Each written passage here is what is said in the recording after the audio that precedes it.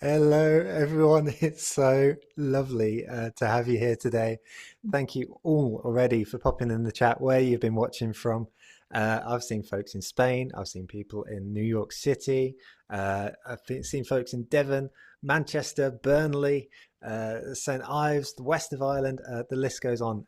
Thank you all so much for taking the time today. What a thrill it is to have you here. And I can see a couple of you already found the new reactions buttons with the hearts heading up. If you haven't already, because I can see some folks popping in some messages into the chat that are presently going to hosts and panelists only. So Becca in Cardiff, I'm looking at you right now. If your messages are going to hosts and panelists in the chat, please do switch that to everyone so everyone can see your messages throughout the duration of today's session. The way you do that is you head into your chat feature, you see the button that says host and panelist, switch that to everyone. We'll have a lovely time. Let's get going introducing today's speakers. So today we have Ash Jones and Claudia Cardinali, two absolute legends and returning heroes to the marketing meetup. Let me move this image so it's not distracting. There you go. Look at that. So Ash and Claudia have been friends for years, but last spoke at the marketing meetup, I think about 5 years ago, speaking on quite a similar topic on personal branding. Now, in those 5 years, a lot's changed.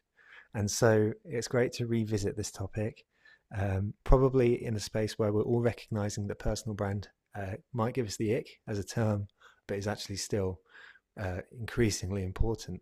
So I think we're just going to have a really, really brilliant session. We've got Adam in the chat who's saying these guys were my first ever marketing meetup talk, so back full circle. How wicked is that? And thank you for continuing to be part of the community like that, Adam, as well. That's really, really amazing. Before we get started, as ever, I just want to say thank you to our sponsors. And this week's featured sponsor is Cambridge Marketing College. Now, Cambridge Marketing College, if you're looking for anyone in apprenticeship or understanding marketing apprenticeships from the perspective of bringing in an extra pair of hands into your organization, then Cambridge Marketing College are a great place to start that search. There's a QR code there to find out more about apprenticeships. Also, a big thank you to Frontify, Storyblock, Planable, Redgate, and ScoreApp. We speak about each of our sponsors on rotation. This week it was Cambridge Marketing College, but we want to say a big, big thank you to all of these companies for being able to bring these sessions to you. So that's my introduction done. So Claudia and Ash, it's over to you, and thank you so much for coming back 5 years later.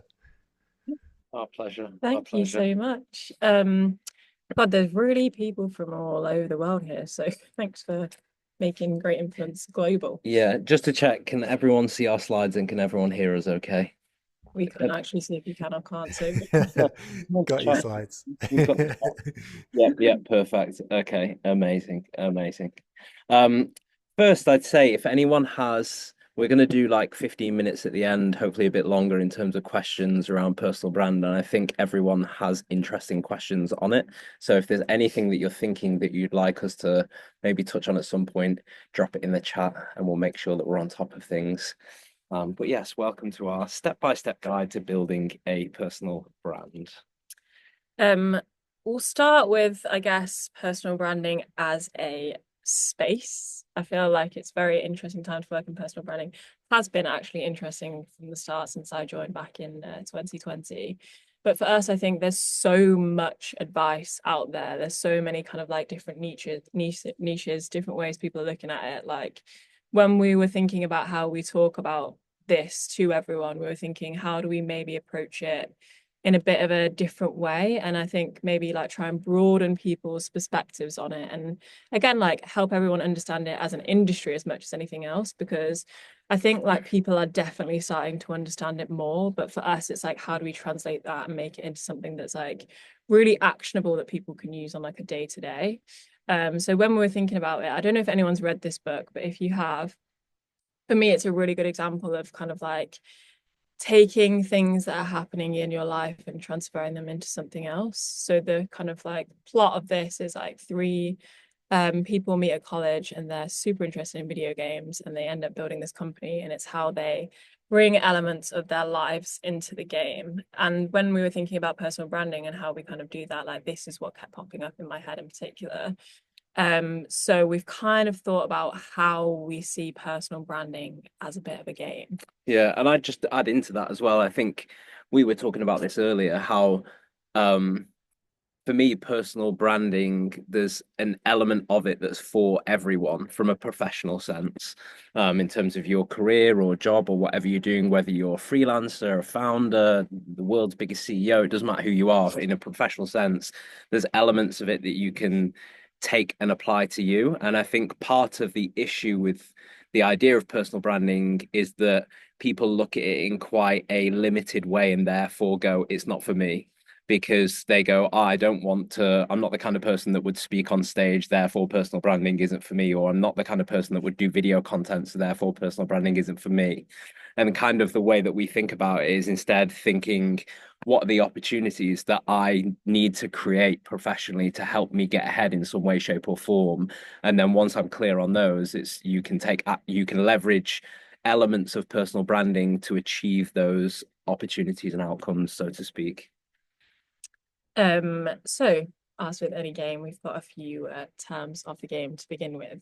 Influence is a really, really key one, obviously. And I think it's just worth like touching on each of these things. Because again, if you're thinking about personal branding as an industry, there's so many things like banded around, like even personal branding in itself, I think has so many different meanings to different people.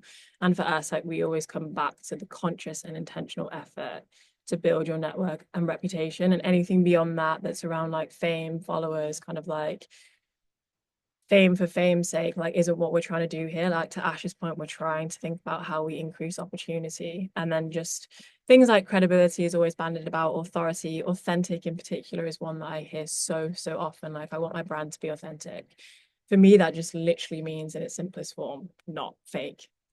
So just to touch on kind of like some key rules of the game here. Yeah, there was I watched the Kendrick Lamar Super Bowl, as many people did, and I was trying all week because I loved it so much to find a take on it, because I was just like, I personally love this. How can I post about it on LinkedIn? And I didn't think there was one, and I kept coming back to it, and there ended up being a line that he said about they tried to rig the game, but you can't fake influence, and it just really kind of like highlighted that idea of what personal branding is to me. Like we're in an era now where like we had a meeting with someone about a book launch, and they'd sold like a few thousand copies of a book, and we're like, how did you do that? And they were like, well, most of our clients like bought copies. And I was like, you can just like you can create the perception so easily with like book sales, followers, like views, streams, like everything that you see can be manufactured in some way, shape, or form. But if you're manufacturing them, you're not creating the actual point of those things, which is to try to, again, it like what is real influence, and personal branding is a tool to create influence. Personal branding isn't a tool to create a perception. It's to try to help create an influence, to create opportunity. And that was the point I was making around the Kendrick thing. It's like he says you can't fake influence. And I think there's we're in a bit of an era now where there's so much out there that is faking authority and faking perception and faking so much. And the thing to focus on is actually like, how can you create something that's real, that's not just a false perception, and actually at the end of the day it helps impact something for you on the other end. So how do you complete the game? And I think there's kind of like two schools of thinking about this. Yeah, if you think of the game as like there's levels to the game. And unfortunately, in this game, it never ends. It always is ongoing. And every level is you're in a room and there's a locked door, and you have to find the key to open the door. And there are different keys, but you have to find a key to open that door. And kind of how it's structured is like no matter what phase you're in, what stage you're in with personal branding or your career, or whatever it is, you are in some kind of room and there's some kind of locked door and there's some kind of key that you need to find to open it. So we thought we'd put in, obviously now everyone knows they're in a game and there's no getting off the game. So we thought we'd put in kind of like a bit of an understanding for everyone to get a grip of kind of where they're at. So some questions to ask yourself before we get into the levels of the game. Do you find getting business opportunities really easy? Yes or no? Do people don't that I don't know in the room recognize me when I walk into it? Would they be able to easily reference your story or ideas? So have a think about these simple yes or no answers, and then depending on what your answers are, depending on kind of like where you'll sit. So you've got a gauge of like, now we're entering into the game, exactly where you're at. And with this, it's like if you're like the game is on easy mode, if you walk into rooms and people like take I've worked in the past with Stephen Bartlett, I'll use him as an example. The majority of rooms that he walks in on a professional level, most of the people know him in that room now. There, most of them would be able to reference something from him in terms of a story, an idea, an opinion, something, and he probably finds getting business opportunities really easy. So the game for him, every level is on easy mode almost, but that's as a result of him putting in so much in terms of personal branding.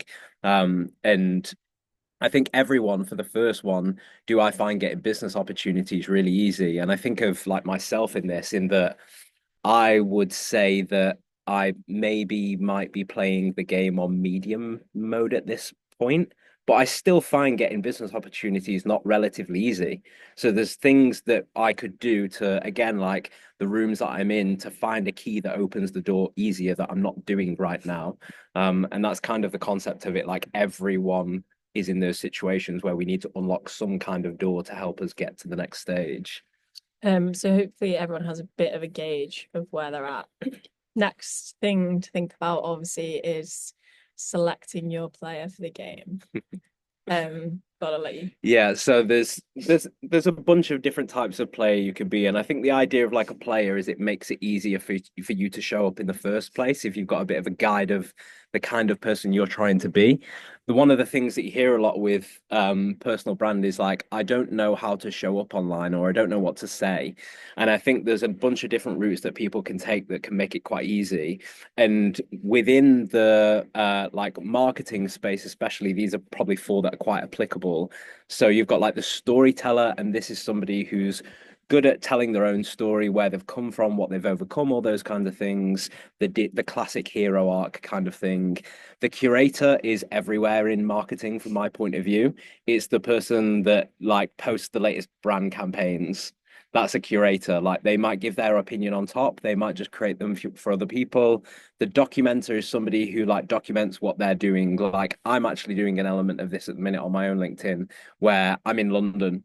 Like we've essentially started moving down here, and I'm documenting that every week on my LinkedIn to try help create a bit of network there. And then the thought leader is probably self-explanatory, the person who shares ideas on what they do. If you think of this from a marketing lens, if you're in like performance marketing, you might share your thoughts on like the latest meta ad updates and how they impact your industry and what it means long term. Like that's what the thought leader is. So I think it's worth thinking beforehand, like what kind of player am I, which one feels easiest to me, and which one leverages what I naturally gravitate towards. And I'd imagine the majority of people in this room, especially if you're kind of at the start of this journey, it's easier to be 2 and 3 than 1 and 4, because two is just you're looking at what is happening elsewhere, and 3 is you're just providing a view into something that's already happening, whereas the storyteller and the thought leader take a bit more effort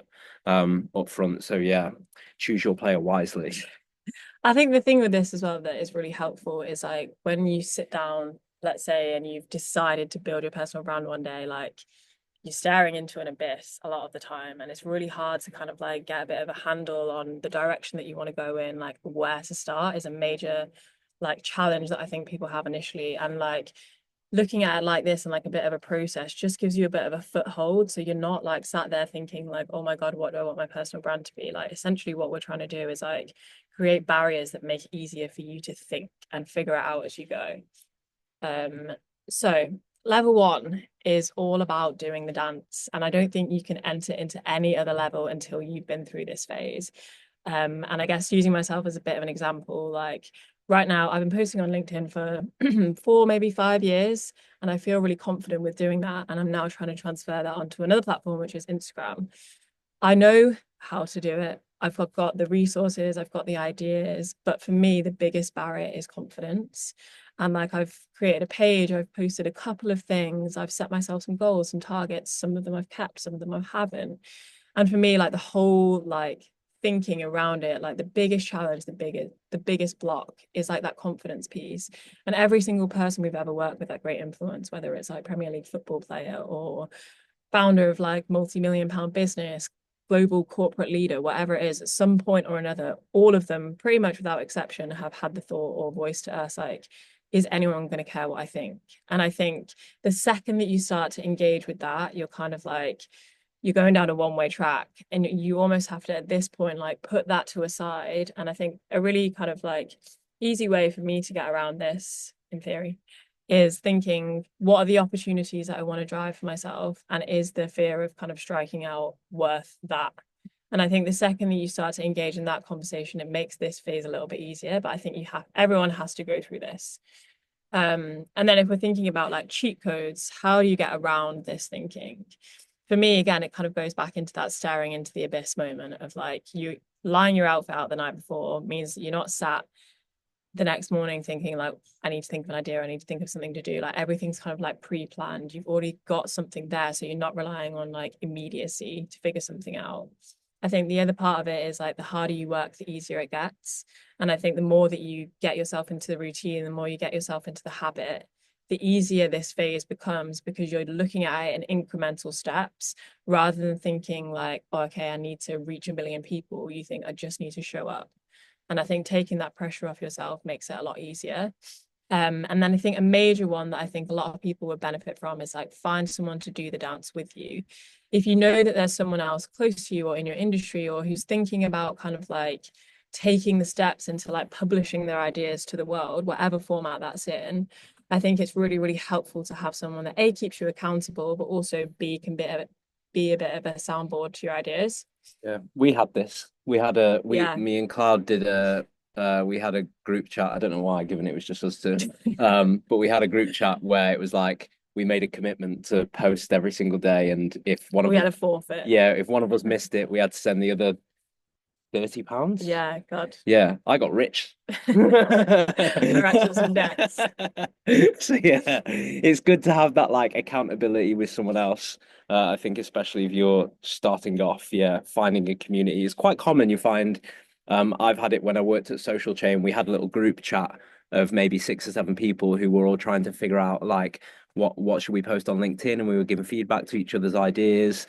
I found that really useful at the start. Level 2, and I think like again, this is for people that are maybe starting out a little bit earlier, but level 2 is basically all about throwing shit. And I think again, like common advice maybe that you'll hear is like, pick one thing you can talk about forever, like pick a niche, pick a topic. And I think it's good to pick a player and a direction, but I think at this phase, like you're still testing out, like you're in the experimentation phase, you're trying to figure out what people want to hear from you. And I think that again, it's like taking the pressure off element of it, where it's like you're throwing stuff at a wall. Like, okay, yeah, you might pick a couple of like directions that you want to go in, but ultimately you're waiting for the audience to tell you what they want to hear from you.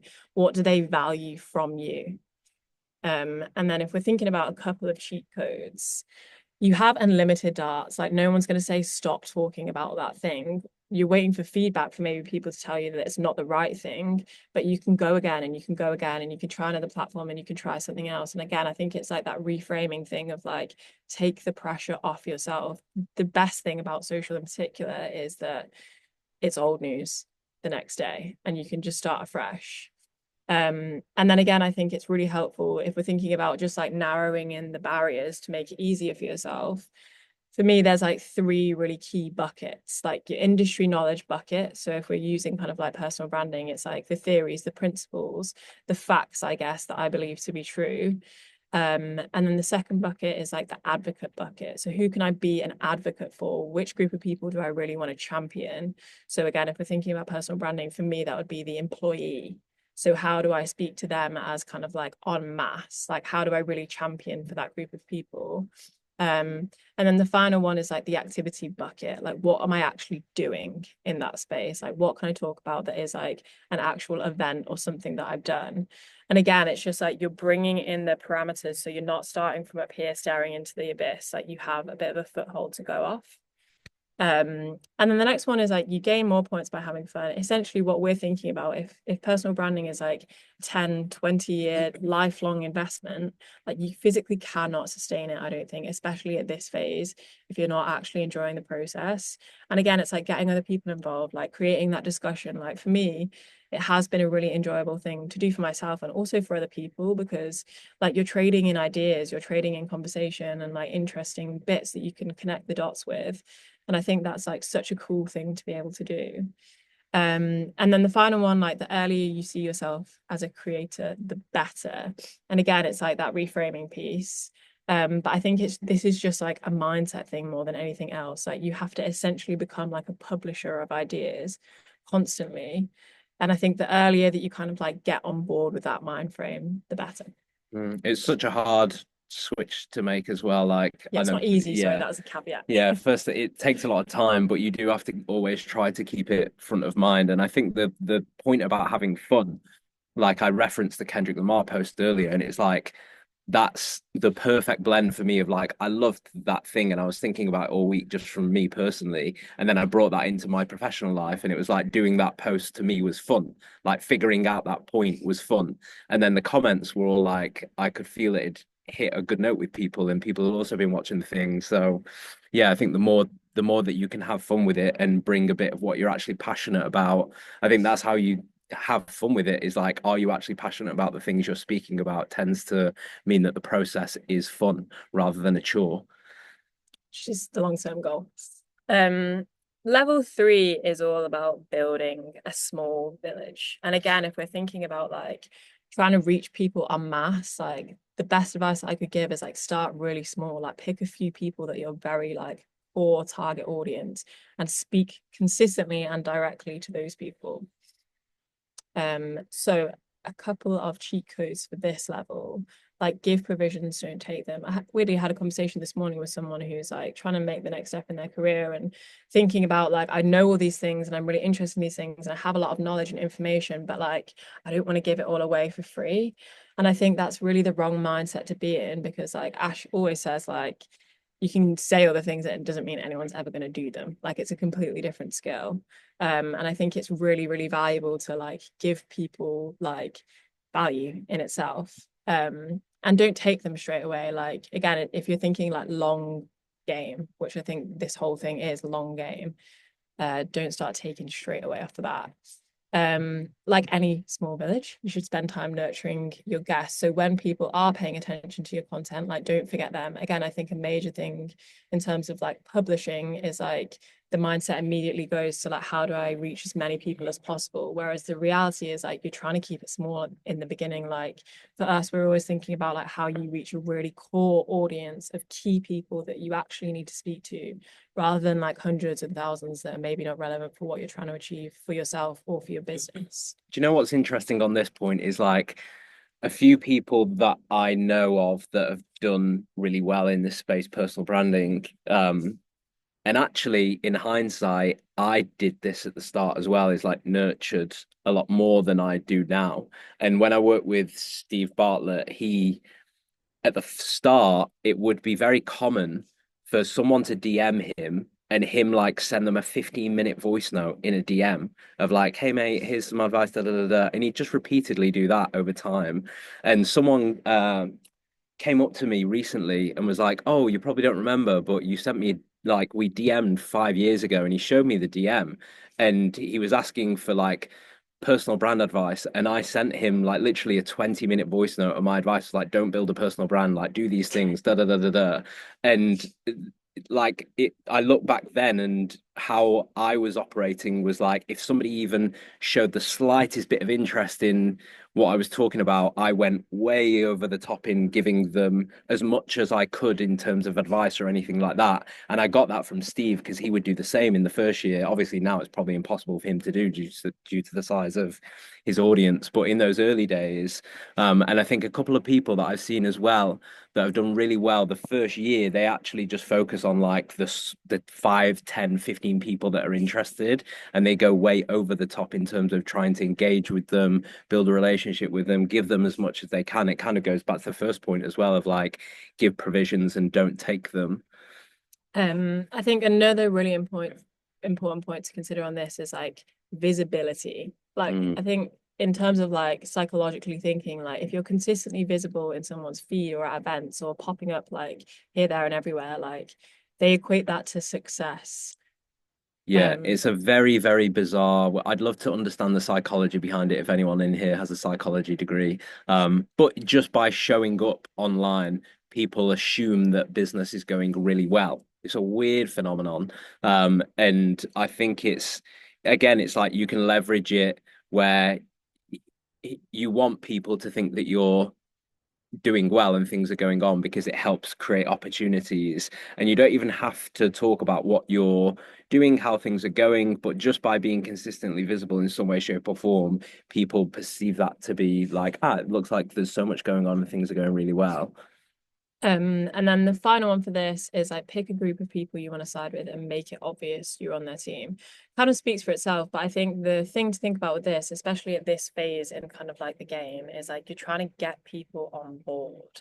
And I think like you're not picking fights, you're not burning bridges, you're not tearing down houses. Like you're trying to get everyone onto your team. And I think again, that's just a really nice way of looking at it. Yeah, I think someone who maybe like we've got a key player example, but there's someone else that kind of springs to mind.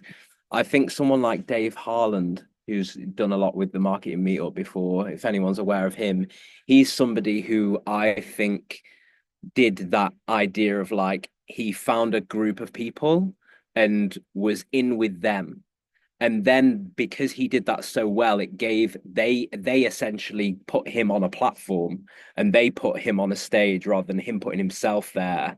And again, there's different ways that you can approach it, but you can focus on like just trying to be one of the crowd and adding a lot of value into the crowd and being visible in the crowd. And then if you're good enough at that thing, you don't even have to put yourself on the platform, like other people do it for you as a result. And like he's somebody that I think of that's done that really well. He's almost like not tried to put himself like build his own personal brand. He's just shown up and other people have done it for him because he's been good at what he's done and been good at being part of a community of people.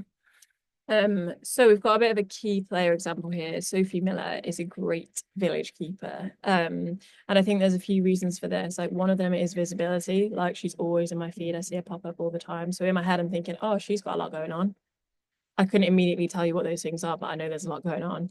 And then I think like you actually see her, like you see her face, you see her mannerisms, she's doing videos, she's speaking at events. Like again, I think at this phase you're trying to build a couple of things, and that's like memorability and relatability. So again, if you're thinking about getting people on your team and on your side, like you're trying to be relatable to the group of people that you're targeting.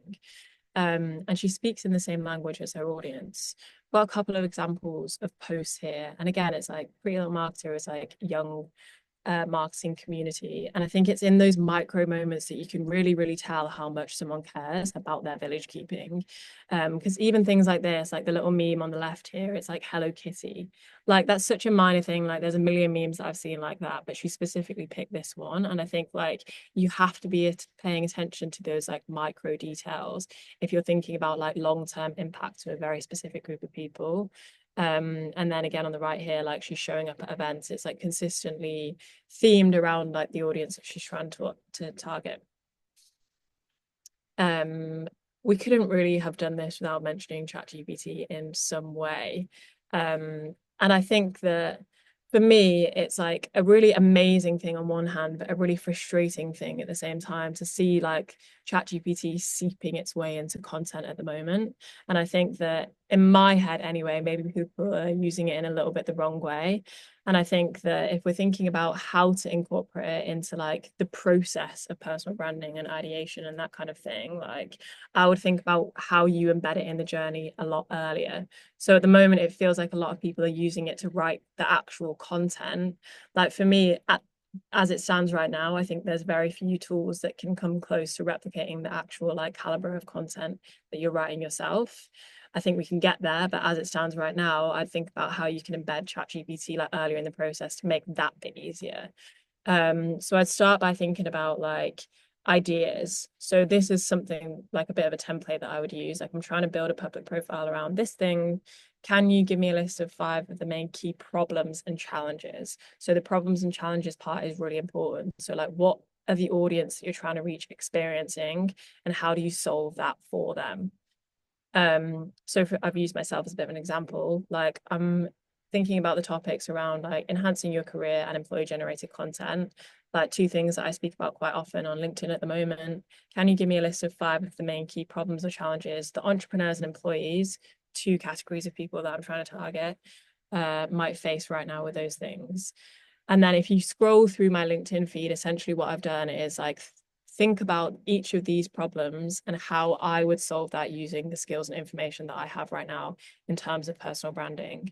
And I think like again, it's just like narrowing the like parameters again and again and again. So I'm not starting from scratch.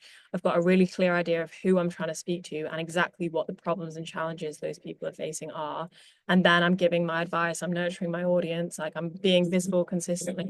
And I'm constantly speaking to these people and I'm showing them that I can solve the problems that they have. Yeah, I'd use it as like a springboard, and for me, it would stop here. I wouldn't ask it to do any more, and then I'd take that as a springboard to my own idea and opinion. I'd pull that out, and then I'd actually take what I published and put it back in and say, "This is what I did. Is there any more potential threads of thematically that I could expand on this point?" And again, it's just using it as like a web of ideas as a springboard to just you just need to spark something in your head a lot of the time. I think the danger is when the next step after this is this sounds great, can you write me a post for LinkedIn, and it springs out that, and that's when you get into dangerous territory for me. I think the thing with ChatGPT at the moment and how like saturated it is in terms of content, like it's frustrating to see it, the space kind of like fill up from the bottom. But at the same time, for me, that leaves like a big opportunity at the top. And if you are using ChatGPT in this way, as opposed to like directly asking it to write posts for you or create Instagram content or whatever it is, like it's just giving you like a competitive advantage that other people aren't thinking about and that they don't have right now. So in terms of back to the game and the levels, I feel like at this point, everyone's kind of maybe still assessing a little bit. Probably most people have experienced the last couple of levels. Are maybe just about like thinking, okay, I've published a little bit. I want to get into the swing of things a bit more, figuring out what to say, like where do I need to take this next? So still assessing. And again, if we're thinking about like checking back in with ourselves and like where everyone's at on this personal brand game, a few questions to ask yourself. What goal am I trying to achieve that this can help with? Who is it important and useful for me to build a network of? What's the most important perception shift I could make right now? What is realistically maintainable, and am I enjoying this? And I think for me, again, with all these questions here, it's not like, what should I say? What do I need to be posting content about? What's the hook? What platform should I show up on? Like we always think about personal branding as much wider in terms of like what are the levers that only you can pull that directly positively impact your business. And I think like taking stock of all these things and understanding exactly where you're at and the impact that only you can have on the opportunities that you're trying to create is really, really important. Yeah, with these questions, the importance of it is that you give yourself the right, again, Cloud was talking about like barriers and guardrails, and we're working with someone at the minute, and we were speaking yesterday about positioning, and we were trying to get to the bottom of why, like, what's the biggest thing that matters. And from our point of view, this person runs a bit of a hybrid business that is like a media company that's also a brand that's also got an agency. So it's a bit like there's you could position in multiple ways. And from what they were saying earlier in the conversation, our thinking went to, okay, you need to be driving sales, so you need to position yourself as an agency owner that's trying to connect brands to the media and the agency owner kind of thing. That was our thinking. And then they said something that completely changed it, where it was like, the ultimate goal that we're trying to do here is sell the business. And the way that it works is if it's being sold as an agency, the multiple is lower than if it was sold as a media owner. So therefore, for this person as the CEO, it's more important long term to what they're trying to achieve, not to position themselves as an agency owner, but as a media owner. So again, it's like the questions that you ask of like, what am I trying to achieve? How am I trying to position myself? What's the long term that I'm going for? Essentially, it sets you up to make the path kind of predictable for you. You don't have to think about it. And I find that if you don't ask yourself these questions, you can end up posting things, and it's almost like effort is in somewhat in vain because you don't know why you're posting those things. It's not clearly aligned to something that you're working towards. And again, all these things, this whole presentation so far is essentially taking away the guesswork of everything. It's making it a lot easier to just get into the flow of knowing what you're doing and how to do it. So I guess just to take stock a little bit, we spoke about network and reputation at the start and how important those things are. But for us thinking like long term and again, like narrowing in, like there's three major things that feel like really instrumental in the success of driving your network and reputation. Unique ideas and storytelling, we've kind of touched on a little bit. And if we're thinking about like the different players you could choose at the start, like this is obviously directly associated with a couple of those. But I think that people speak about storytelling as like this kind of like ethereal thing that everyone should do. And I think it is really valuable if you're really good at it. And I think getting really good at it is a really important skill if you're thinking about personal branding long term. And then also unique ideas. Again, in such a saturated content market that exists at the moment, like unique ideas are actually really, really, really rare. And if you're thinking about like the high value add, like I think spending a bit of time like working on what your different takes are is really, really important. I think in marketing especially, I was speaking to vice president at Adweek last week, and she was like, where have all the interesting ideas gone in marketing? Like, where are the people with the interesting ideas? And I think it's a bit of a response that's maybe like says something about where marketing is at right now, in that it's from a content creation and people building personal brand and talking about it as an industry, it feels, I don't want to say saturated, but the majority of people are touching around the same things, and no one's marketing is one of those spaces where you do have to go to the edges to be interesting. And it feels like everyone's herding around the center right now. And I think it's a space wherever whatever discipline you're in within it, that if you're able to pull back from that and take the time to understand how you can sit around the edges a little bit, that I think that's where this idea of like, how do you stand out? Because so many people are showing up now within this space and community. Like personal brand for me, if you think of like industries, this is one of the ones where it's highest and most prevalent because people, it's just way more exposed. So you've got way more people doing it. And again, it rather than it being like a threat, it's an opportunity, but it's an opportunity if you do something a little different from everyone else. And I think that idea of like taking time to figure out what's interesting, how can you say something different, how can you pull together two different worlds to make a new point, I think that stands true in marketing in this community more than any other. I would actually ask everyone a question at this point if we're thinking about like publishing your ideas. When was the last time that you spent more than maybe 5 minutes sitting and writing a post, or you've got an idea about something? And I think an easy way to like immediately level up if you're thinking about unique ideas is like the next time you go to do it, spend 15 or spend 20 and see if you can extend that thinking period, because it's the publishing bit is easy. It's actually the thinking bit and the idea generation bit that will level you up compared to everyone else. Mm. That's what I said to her. I Yeah, said the problem is people take 2 minutes to write a LinkedIn post. That's why there's no interesting ideas out there, because we never spend more than 5 minutes on them. And whereas she was referencing maybe like the blog era of marketing, and blogs by design, like you think if I'm going to write a blog, oh, this is going to take me like at least an hour to write a blog. That's just a natural way that you think with blogs. Whereas the social media post, the LinkedIn post, nobody ever thinks it's going to take me an hour. It's always like an off the cuff, like quick idea, bang it out. And the reality is that you're probably going to find it difficult to find anything interesting to say in the space of 2 minutes.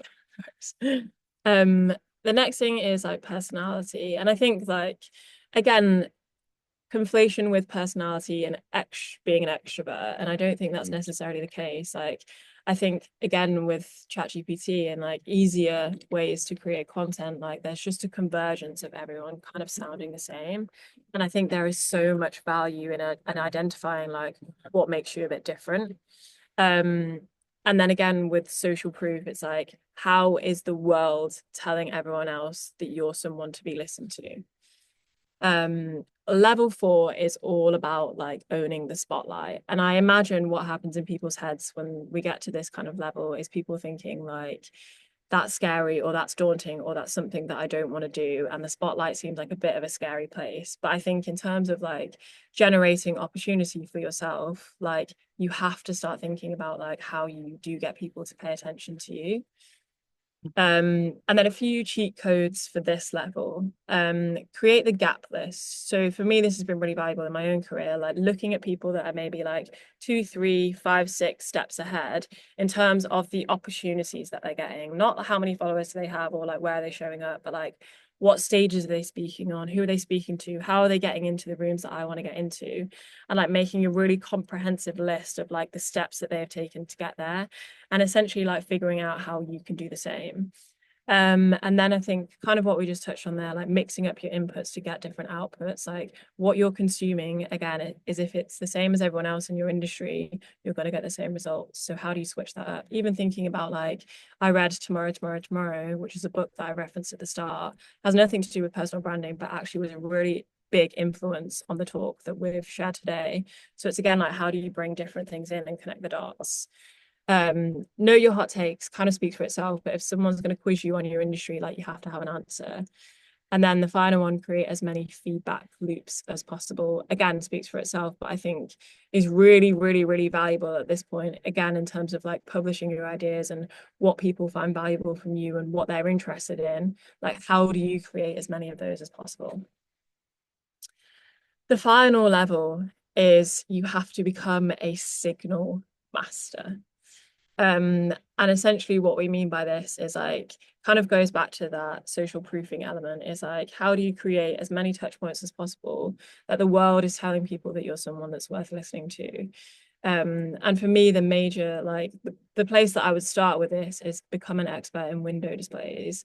And what we mean by that is like every single, I guess, portal or touch point that you have with the outside world, whether it's like a LinkedIn profile, TikTok, a website, whatever it is, do a super in-depth analysis of what that says about you to the world, whether it's you've got a blurry headshot or like you've got a bio that's 5,000 words long or whatever it is, like what you're wearing, and like so many features that you can have control over that dictate what other people think of you, and take them actually in your control.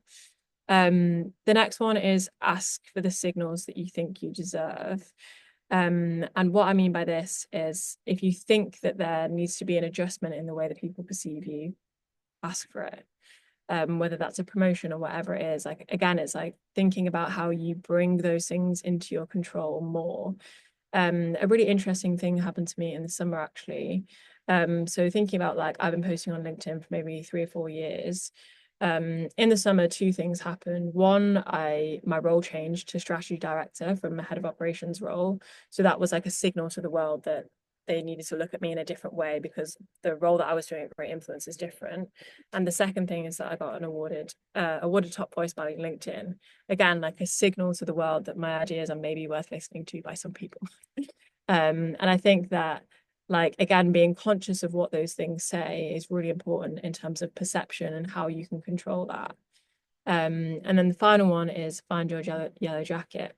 Ash actually isn't wearing his yellow jacket today, however he often wears like a bright jacket or something to an event. And if you're thinking about like again back to the start, like what you're trying to do is like relatable and memorable, like find the little easy wins that you can become memorable to people and like consistently show up doing that. Yeah. Do you know what's interesting is if there's anyone in this chat that's used dating apps, you've done personal branding, just not on a professional level. You become an expert in window displays on apps like Hinge and Bumble and stuff like that. And you'll probably be able to tell if you look at my Instagram right now that I'm single, because I'm becoming an expert in window displays from a personal level. Because I'm thinking, like, even your Hinge profile, it's asking you to like give prompts to let people know of your personality and what you sound like and what you're interested in, and it's all a window display to try to get somebody again like interested in you, but for the actual authentic person you are, I think is the good thing about it. So yeah, when we're forced with something like we're trying to find a partner, we all become experts in window displays, and it's just taking that thinking and translating it into business. I think maybe LinkedIn could maybe mimic Hinge a little better and set people up to be more, yeah, masters of window displays. Ash's But Hinge game getting we've blown up, by the way. yeah, we're all masters of it. We just need to translate it into the professional world. So a bit of a key player example of someone who is a really, really good signal master. Mel Robbins, absolutely everywhere at the moment. She's in every timeline that I'm seeing.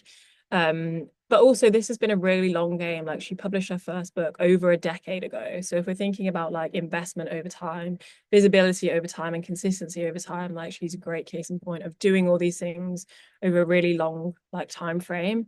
And again, but if we're thinking about signals, like, she does have a significant number of followers, and I think it gets to like further into the game where that does become valuable to an extent. She's the author of 4 books that tells you everything that you need to know about her ideas and the way she's thinking. She's regularly on podcasts. She hosts her own podcasts. She's got ideas thing like going viral all the time. The morning routine, the let them theory, like, consistently people are debating and discussing her ideas, which signals to the world that she is someone worth paying attention to. You can see just like in the last 30 days and nearly 1 million followers, which is insane growth. That is the end of the levels and therefore the end of this game. We've done a bit of a recap there of things to kind of like pay attention to. But I think for me, the most important thing is like making sure that you're checking in with yourself and asking yourself those really important questions, that you're conscious and like really intentional with your time and your ideas, and that you also actually enjoy what you're doing. Thank you so much. Well done, both of you. Absolutely smashing it. What I loved is that having taken people on the journey of acknowledging the confidence thing right off the bat, like, I think that's such a big barrier for folks right at the beginning of their journey, and like for you to acknowledge that, because I think it would be easy for the two of you, given you the clients that you have and everything that you see day to day, to kind of go, oh, everyone's got this. Everyone's got personal branding. They understand it. So for you to both sort of like acknowledge that up front is so important. Yeah, Never mind the rest. we were talking about earlier, where I think any bottleneck really, if you're early on in the journey, it really, if you strip it back, it does come down to the self-confidence. It's like, Yeah, oh, I've not got the time, I don't know what to post. When really, if you just strip the layers, it's a self-confidence thing. And the way that because like I've always tried to frame it is I've had the fortune of like, for example, we've worked with Gary Neville for 4 years, and I was with him when he went to do Have I Got News for You? And he'd never done TV like that before. He was used to live TV. And that's very like your everything's planned and on cameras. You've got to look into this one and that one.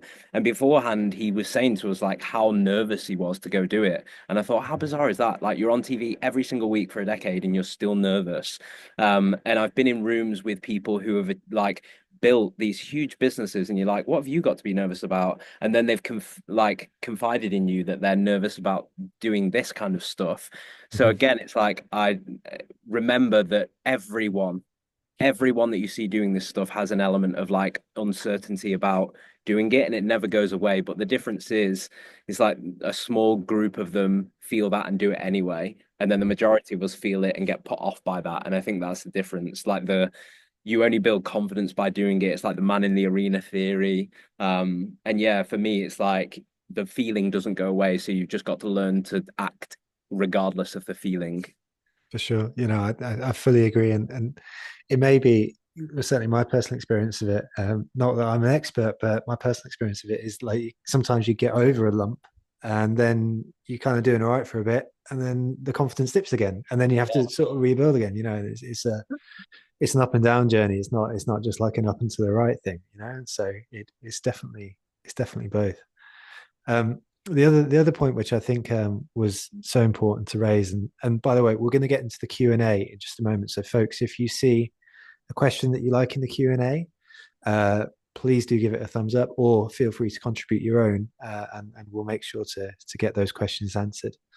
But the second point I just wanted to highlight was that, well, the fun thing I think is genius and speaks for itself, and I think it's so important.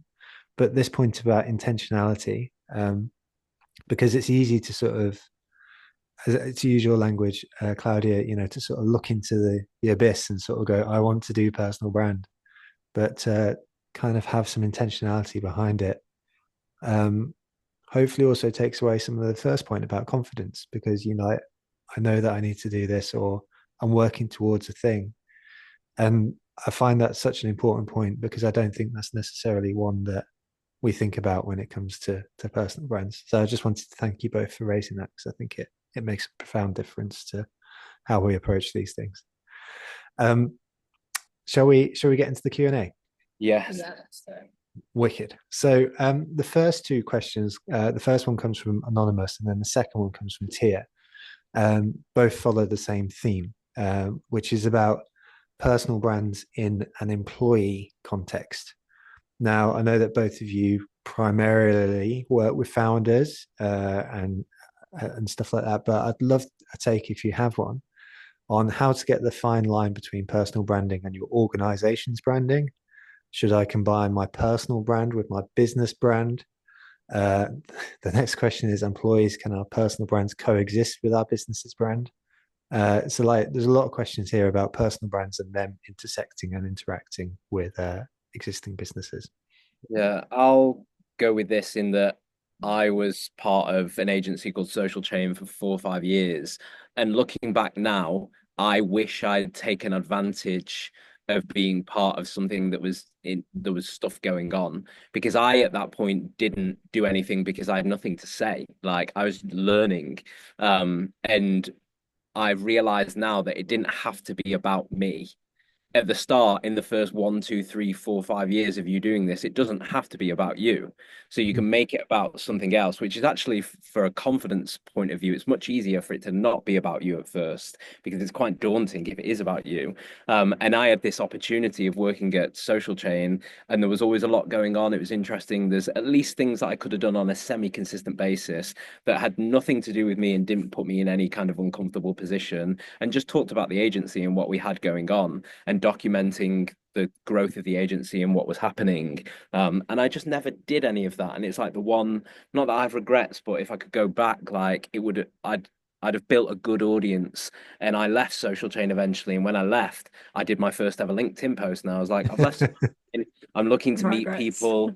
And fortunately, I got some meetings. But if I'd have spent 3, 4 years building, like doing something, when that moment came when I actually needed to ask of people, there would have been people there invested enough to go, do you know what, I'm going to give this guy 15 minutes of my time.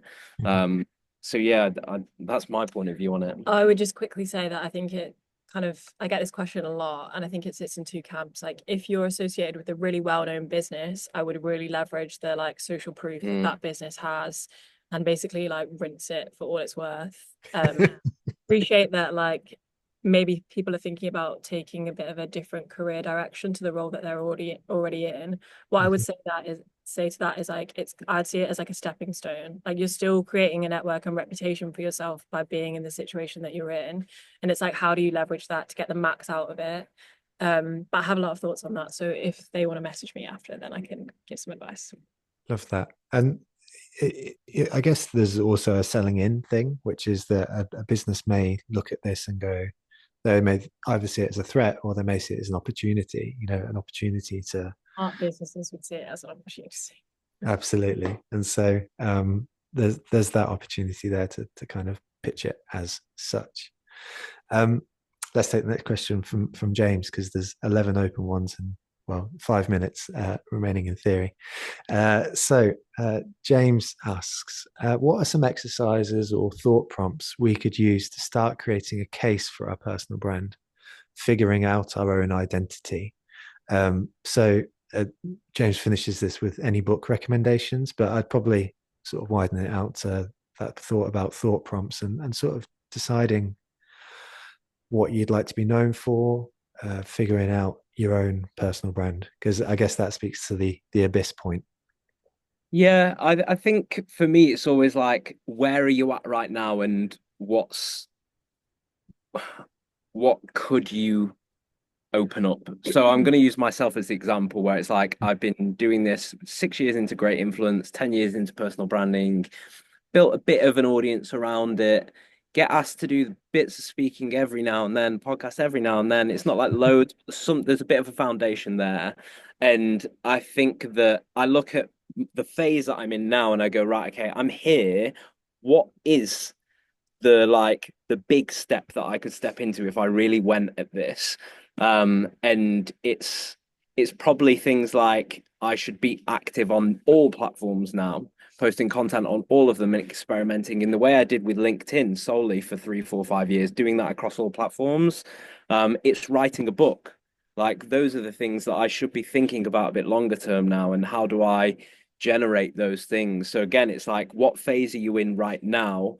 Where are you at, auditing what you're doing right now and what you're not doing, and what the next opportunity that you think is like possible, and how to position yourself to get there. Again, like none of the thing that comes into my head is anything about like content or hooks or LinkedIn or followers. Like it's the wrong kind of thinking. It's like what opportunity would be useful for, I'm thinking from the point of view of like great influence. It'd be really useful for great influence for me to like have a book on personal branding as one of 50 things that I could do to help great influence right now. And I'm at a stage where I think that door is open for the first time. And it's like, right, okay, I need to think about positioning myself in a way to make that something I can step into and it makes sense for me. And again, it's like the questions that we had in the presentation of like, what are the goals? What's the point of doing all this? What's it trying to outcome? And then kind of reverse engineering from there. Yeah, I would just really quickly say on that a thing that I did when I was staring into the abyss and I didn't know what to talk about was like set myself a bit of a challenge. So I did Stoptober and have not stopped talking about it since then. But the value that it's, other than making me stop drinking for a month, was that I had something to talk about and document, and I just spoke about like what I took from the experience. And I think that again, if you're like kind of starting at zero, that's a really valuable like trick, I guess, almost to like trick yourself into just thinking about that one thing. So whether it's like, I don't know, you set yourself a challenge to have like four interesting meetings with different people in different industries, and you just document that thing. And I think that makes, again, it just takes the pressure off a little bit. Yeah, someone said here about the interplay of personal branding, career planning. It's very, very applicable, the two. And I'll share a little bit of like, with working with Gary Neville from day one, there was like a 5 year career plan in the discussion of like, this is where we're really trying to go. And everything that came has led the path to getting there. And it's a conversation we've had every single year, even though it's not been on the horizon at all. So if you're thinking, if you're like say you're social media executive now, you're thinking in 10 years or 5 years or however long, I want to be social media director.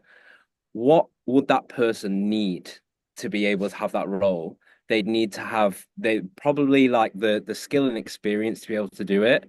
Maybe some kind of authority around the space of social media. Like, what are the things that role and part of your career, phase of your career, would that person be doing and require to be in that position?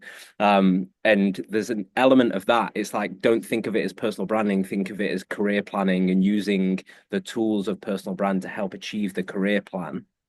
Love that so much. And another element, which I think you've alluded to, but I think is so important here, is that it takes away some of the pressure as well to sort of say, this is me forever.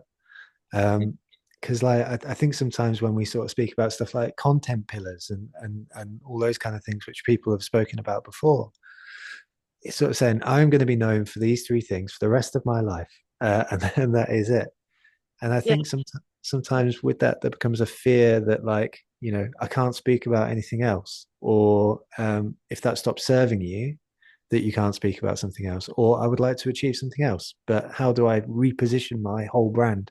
The fact that you're relating these to far more short and long term sort of goals, I think is really, really helpful as a mindset. So, but Claudia, I think you started speaking there. So, I was just going to say again, like something that really helps me with that, like I don't find content pillars that useful. And again, like what do I want to be known for is like a really daunting question to ask yourself. So when I'm thinking about like how we make that valuable is like I just shift the thinking to like what's a mission that I could have right now. So for me, it's like I don't know, championing employees building their personal brands in a workplace is a really clear mission rather than a pillar, which would be employee generated content.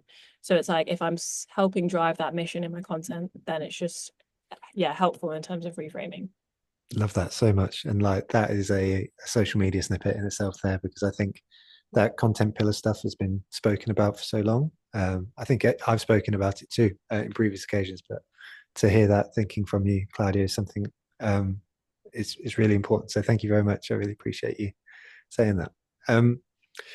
Before we went live, this isn't me taking complete advantage. Ash and Claudia mentioned that it was okay to carry on asking questions, so that's it. But if you want to let me know by waving aggressively when there's a good time to stop, then we will. So let's go to the next question from Mel. So Mel asks, how do you convince founders to show more of their personality? I've worked with people who are legitimately hilarious, but don't think it's professional to let that come out on their LinkedIn profiles. So they end up sounding like everyone else, which is, Mel's put yawn in it. So like, how do you bring that out in people? Tell them about the opportunity. More money. No, how do you bring it out in people? I think it's about creating an environment that makes it really easy for them to get on board with. So when I started working with someone 5 years ago, and the first thing that he said to me when I walked into the meeting was, "Just so you know, I'm never going to do any photos and I'm never going to do any video." And it was immediate like barrier up.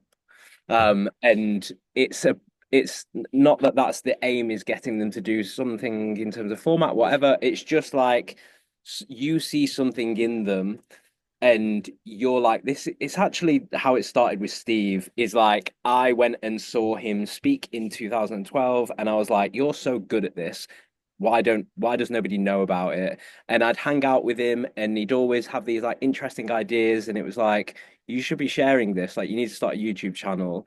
And essentially it was like he was so nervous that first time, it took so long to convince him to do something. And then the way that we kind of set it up was that it made it really easy for him to do it. Like there was no backing out for him because he was like, okay, I can do that. That seems like not daunting and quite comfortable. And yeah, I think we've had it before where we've worked with clients and they it's video content is a big one where this happens. And there's little tricks that you can do where it's like, for me, I did it actually might have been a marketing meetup talk in person in Manchester. The first time that I ever watched myself on video and thought, I can live with this, because I actually didn't, it wasn't being filmed. I had someone come and just sit in the corner and I Mhm. was down the barrel to a camera. The talk was just filmed and I kind of forgot it was happening. And then I was sent the footage afterwards and I was like, it feels natural. Like I'm comfortable with maybe sharing a clip of this for the first time. And I think it's that like you have to get them in a setting that they're very comfortable just dipping their toe. And what you find is that the majority of founders are lying to you when they say they don't want to do this. They've all got egos, and you've just got to get them to dip their toes in, and then all of a sudden they grow the confidence and it starts to come out in them a bit and they become like more comfortable in their own skin of doing it. And yeah, you see the process of like one step turns into two, three, four, five, but make that first step as easy and as comfortable and as not daunting as you possibly can. And that's kind of the trick that I have with anyone that finds this intimidating. Yeah, I would just add to that like if anyone tells me what to do, like I immediately don't want to do it. So I think that like figuring like telling them that that's a really important thing doesn't always work. Whereas for me, it's almost in like how you pose it and how you frame it. Like, and if you pose it as like, I want to try this experiment, because the data doesn't lie ultimately at the end of the day. And if you go to them with like, I want to try this experiment, let's post two things that are in this style, two things are in this style, and then the data tells you that the personality driven pieces are the thing that people want to see, which it probably will, then you've got the case studies to take to them and be like, I was right. Love it. That's so good. Thank you. That's really, really solid advice. Let's take the next one from Carl, because it's a great question, and I think it might be something a lot of people struggle with. So Carl says, how do you balance wanting to create content that is engaging and actually enjoyable versus battling the algorithm? And hopefully this might relate to some of your answer around fun. But I don't know, there's so much, there's a nuanced discussion here about engagement and likes and how that feels and stuff like that. But how do you balance up between engaging and algorithms? Um, so hard. I hate this question because I'm both sides. I'm one side of like forget about it. On the other side, I understand the power and influence and use it has, and I really realized that for the first time when um I'm in talks at the minute with Penguin to write a book on personal branding, and I went and had the meeting with them, and I think that I got that opportunity by not focusing on algorithms and instead focusing on trying to be interesting around the subject of personal branding consistently over time. I think I could have done things that were way more algorithm like yeah, driving in personal branding than what I've actually done. And it was kind of like that's just how I wanted to do it. But the good news is like you can do it that way and create certain opportunities that are very highly valuable to you. I genuinely believe that. There's a theory of like 1,000 true fans. If anyone's interested in it, it's like Google it. It's a music theory. Like you only need 1,000 true fans to make a career as a musician. The same is true in business, in marketing, in anything. You only need 1,000 true fans. And it's this idea of like, especially in this day and age, not playing to the algorithm and just trying to build a small circle of people who deeply find you interesting. So you can do it. But at the same time, depending on what you're trying to get out of it, the numbers, the algorithm, the reach play a critical role in that, like signal influence and all that kind of thing. If you're running, for example, you're running a small agency that only works in a niche space, you don't need to worry about algorithms and reach. You need to focus on a small market of customers and tailoring things to them and building that community and being valuable. But if you're like now in my position, when I went into that meeting, they said, if you could just do something about your socials in the next 6 months, that'd really help the case. And in that moment, I was like, there's a level where numbers and algorithm and followers and viewers didn't matter to what I was trying to achieve. But now in this new level, again, going back to the game, in this new level, it does now. So again, it's like, what level are you at, and do those things matter right now? I'd argue that for people in here, and I've had it as well, where it's like the phase I'm in, I don't have to worry about the algorithm. I have to worry about being interesting and valuable to a small group of people. And then once I've done that, maybe the second room or the third room or the fourth room means that I have to start thinking about the algorithm. But it's worth considering what phase you're at and whether the algorithm matters right now. And if you come to the conclusion that it does, then it's really important that you figure out how to. For me, the algorithm thing is like, how do you play to the algorithm while still being true to what you're about and who you are? So for me, like the perfect blend for me was that post that I did on Kendrick the other day. It did well algorithm wise because it kind of tapped into something people were speaking about, but it was still what I find interesting and fun to do, and it was a good point. Like it still stayed true to my values of that. I actually someone in my team recommended another post for me to do about Serena Williams, and I said no because it's not what I would talk about. And I saw it 6 hours later, someone else did it, and it went crazy viral. And I, in that moment, was like, she was right that it was going to do well, but it's not for me. That's not what I need. I should be doing well on. So I think it's like understanding what viral means. You should be going viral for what you should be going viral for. Yeah, that's my 2 cents on it. It's a sticky Yeah, It's it's not really, easy. it is a hard one. I think for me, like you have finite brain space with these things unless you're able to bring in a team. And I think if it's a toss-up between using that brain space on how the algorithm works versus interesting ideas, like I'd always prioritize interesting ideas. Mm. Love it. Claudia, you're so good. And like it is hard. It's a game of ego. It's a game of everything, right? You know, but I think again, one of your key points from today's presentation was about intentionality. And so if you're making uh, the intentional choice, just to rephrase and restate what you've said here, Ash, you know, if you know what you're trying to achieve, then you can optimize the metrics which matter.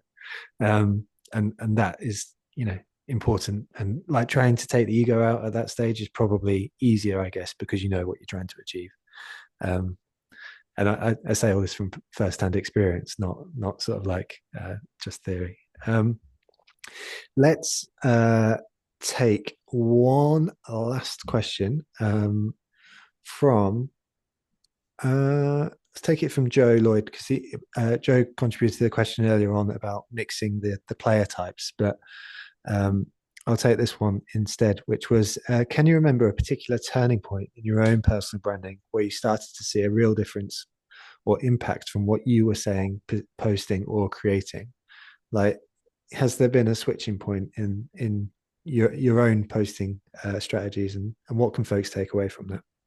Yes, for me, about the back end of last year, and it's actually speaks to like becoming a signal master and social proof, where I was featured in the Guardian on a comment on an article about Mark Zuckerberg, and um, the Penguin thing came through as an email, and I was like, "That's wild." And then I won Creative Entrepreneur of the Year at the Great British Entrepreneur Awards, and this all happened in the span of about 2 weeks. And what happened with the Guardian piece is I took that and I created this asset. I was talking to you, Joe, about this the other day. And I made it look way better than what it was. Like I presented it in the best way possible. And that, along with the award, along with me knowing the Penguin thing was happening, even though no one else did, it made me rethink my own, like where I'm at and what I need to do now. And it was very much like signals to the world of that meant that I was in a position that I could almost like level up.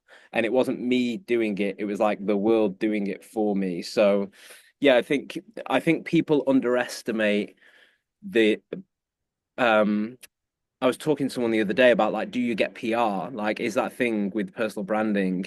And it serves a purpose, like any kind of external um validation or like something that's not you telling the world that you're worth listening to is really, really important to be able to try to generate if you can.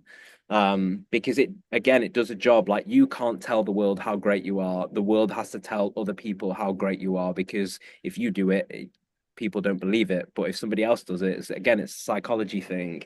Um, and yeah, that for me is like it was a shift, and it came from firstly 4 or 5 years of just like getting on with it. Like I never set out to try like win an award. I never set out to get in the Guardian. I never set out to have Penguin email me. I set out to not play to the algorithm. I set out to try be an interesting perspective on personal brand. That was the only thing I've ever tried to do, and did that for long enough that then the world again the example I used before about Dave Harland, he kind of sat in the community until the community went, we're willing to put you on a platform, teach us and give us insight.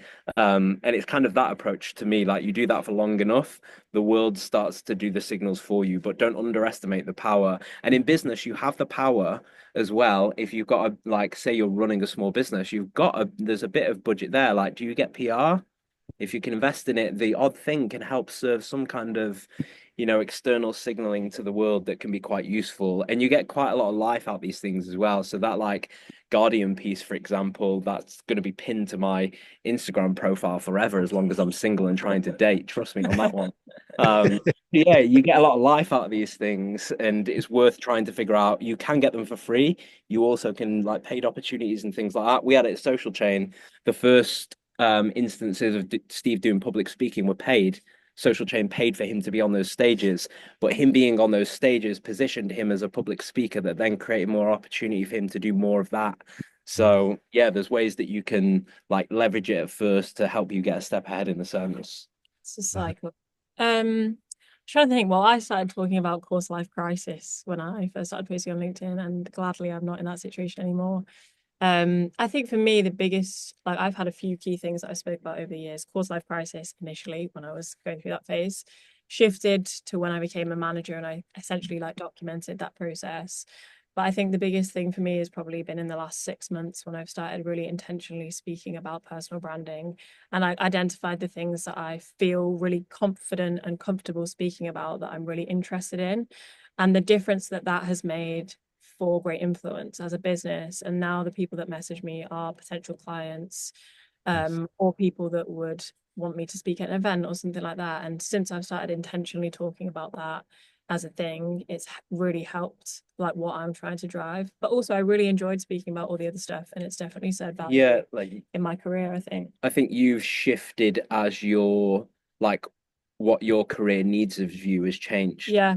And how you've shown up has started to gear more towards the actual opportunity that you're trying to create more, and it's become more tactical as a result.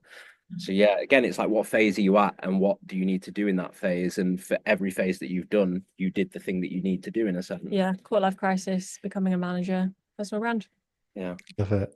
That's wicked. As Joe says here in the chat, not speaking third person, Joe Lloyd in the chat here says amazing answers and insight from both. Thank you so much. Legends of the game here. A lovely way to finish. So Ash and Claudia, thank you so much for taking the time with us today and for going over as well. That's ridiculous and so generous.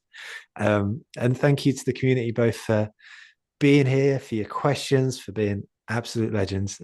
It's always appreciated. And yeah, just to share this experience with you is just gorgeous every week. So with all that said, we'll be back next week. We're taking a slight left turn on brand for 1 week only and heading into AI agents and what you need to know about them before careering back into brand for the rest of the season. So I hope you can join us next week, next Tuesday. But in the meantime, honestly, huge thanks, Claudia. Huge thanks, Ash. And thank you, everyone in the community, for just being absolute heroes. One quick ask from me. If you're here at the end, you're part of the hardcore elite. Please do give a thank you to our sponsors in the follow-up email. If everyone in the chat today gave a thank you to our sponsors, then I suspect we would have the ability to keep coming with these sessions to you for the rest of time. So please do continue to do that. With all that said, thank you so much, and we will see you next week. Thanks so much, everyone. Take care. Bye.